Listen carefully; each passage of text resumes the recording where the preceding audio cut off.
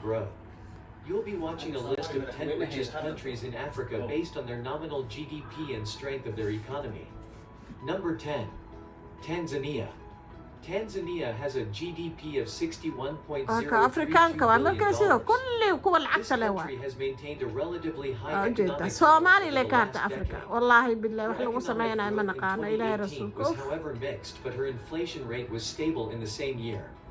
The country's poverty rate has significantly declined, but the absolute number of poor citizens which has not declined because of the high population growth rate gives the illusion that the poverty rate is still high. Ghana. Ghana has a GDP of $68.258 billion. The West Africa country expected a 7.4% growth in 2019, mainly to be driven by the industry sector, especially oil, gas, and mining. The agriculture sector is also expected to grow by 7.3%, the government flagship programs in the sector which will enhance performance in the crop subsector. Her industry's growth is expected to improve to 9.7%. Number 8. Ethiopia. Ethiopia's GDP is $90.968 billion. Ethiopia's economy experienced strong, broad-based growth averaging 10.3% a year between 2007 and 2017 compared to a regional average of 5.4%. The construction sector and services accounted for most of the economic growth, even though manufacturing and agriculture made a lower contribution. Number 7. Angola. Angola's GDP is $99.191 billion. For a nation whose economy is largely driven by the oil sector, Angola's economy is expected to grow at an average rate of 2.6% per year in the 2019 to 2023 period. Oil production and its supporting activities contribute about 50% of GDP, greater than 70% of government revenue, and over 90% of the country's exports. Number 6. Kenya. Kenya's GDP is $99.246 billion. Her short-term gross domestic product growth GDP is expected to grow by 5.1% in the last quarter of 2019, underpinned by recovery in agriculture, better business sentiment, and ease of political uncertainty. As of now, Kenya is the 6th richest nation in the continent of Africa. Number 5. Morocco.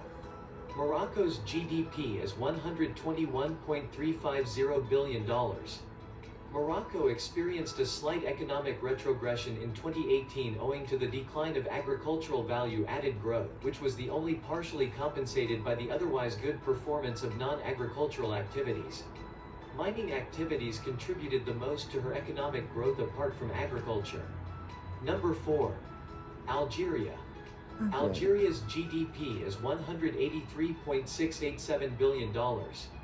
The People's Democratic Republic of Algeria has the 10th largest reserve of natural gas in the world and is the 6th largest gas exporter on the planet. Yes. Algeria's economy is dominated by its export trade in petroleum and natural gas. 1/3 of the country's gross domestic product (GDP) is contributed by its export trade activities. Number 3. Egypt.